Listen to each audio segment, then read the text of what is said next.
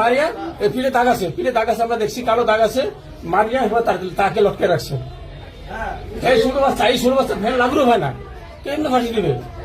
মারিয়া লটকে রাখছে। না আগে মুখ বলে ফেলে নেই।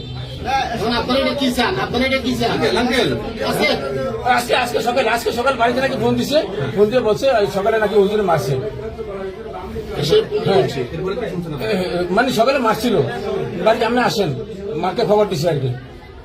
তো মাছটা আস্তে আস্তে পরে মারি দিলে তার মার দিয়ে আপনার এখন লটকে রাখছে। আমরা তার সুস্থ তদন্ত করে আমরা সুস্থ বিচার চাই তার। না এটা তো আমরা জানি না। আমার নাম নুরুল হালদার, আমার নাতি হয়। আমার নাম হাজি নুরুল হালদার। একটা দিকে আমাকে সবুজ ছোট মামা আর কি, ওনার ছেলে এখানে আছে, উনি আমার মেসেজ ফরওয়ার্ড করছে যে মাদ্রাসা থেকে মেসেজ আসছে সানিবের নামে। সানিবের হুজুর কথা শুনে সানিবের একটু শাসন করছে। তারপরে আধা ঘন্টা পরে আবার মামা ফোন বলতেছে, মামারে সানিবকে তো হুজুরে মাইরা ফেলেছে, জলদি লক্ষ্মীপুরে যা। পরে আমি ছুটে আসি, আইসা দেখি যে ও আমার ছোট ভাই, ও 7 বছর বয়স, ও সোসাইটি কি বোঝে, ও গলায় কিভাবে পাল দিব।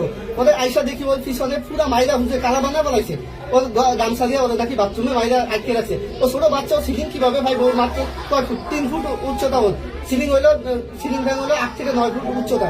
ও মাইরা ফাঁসে এখানে রেখেছে। আমরা সুস্থ বিচার চাই। এই মাদ্রাসায় গত সপ্তাহে নাকি সেম প্রবলেম হয়েছে আরেক ফ্যামিলি ছোট বাচ্চার সাথে।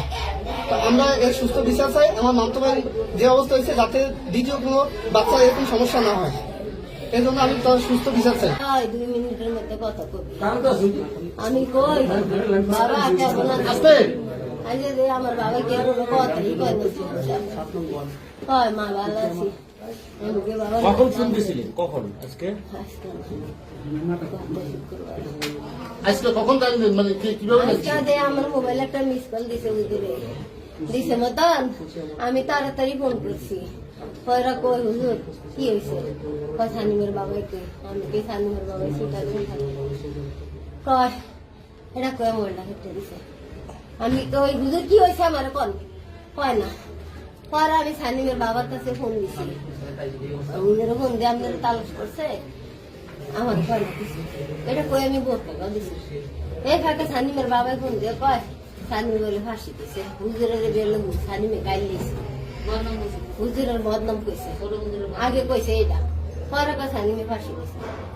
আমি কে এটা কি কয় আমার ওতে কথা কইতে জানে না গো, এখন তোর কথা জিগেলে আর তোর কয় না গো।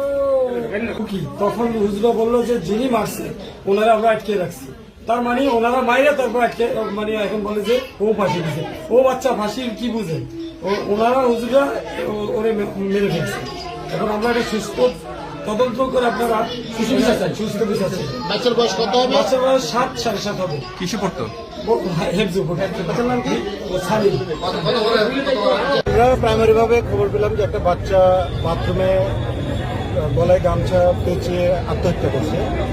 পরে আমাদের থানা পুলিশ এসে বাচ্চাকে উদ্ধার করে ওই অবস্থা থেকে। তার গলাতে হালকা দাগ আছে এবং তার শরীরে আঘাতের চিহ্ন আছে। আমরা প্রাথমিকভাবে ধারণা করছি বাচ্চাটাকে হয়তো বা কিছু মারপিট করা হয়েছে, তার প্রেক্ষিতে হয়তো বা সে বাথরুমে গিয়ে আত্মহত্যা করে থাকতে পারবে, এই মর্মে আমরা প্রাথমিকভাবে সন্দেহ করতেছি। তবে সব কিছুই ডিপেন্ড করতেছে, আমরা বাচ্চা অলরেডি পোস্টমর্টমের জন্য পাঠিয়ে দিয়েছি এবং যে ব্যক্তি বা যে হুজুর মাদ্রাসার যে হুজুরের বিরুদ্ধে অভিযোগ, তাকেও আমরা প্রাইমারিভাবে জিজ্ঞাসাবাদের জন্য আটক করেছি। পরবর্তীতে পোস্টমর্টম রিপোর্ট সহ অন্যান্য তথ্যের ভিত্তিতে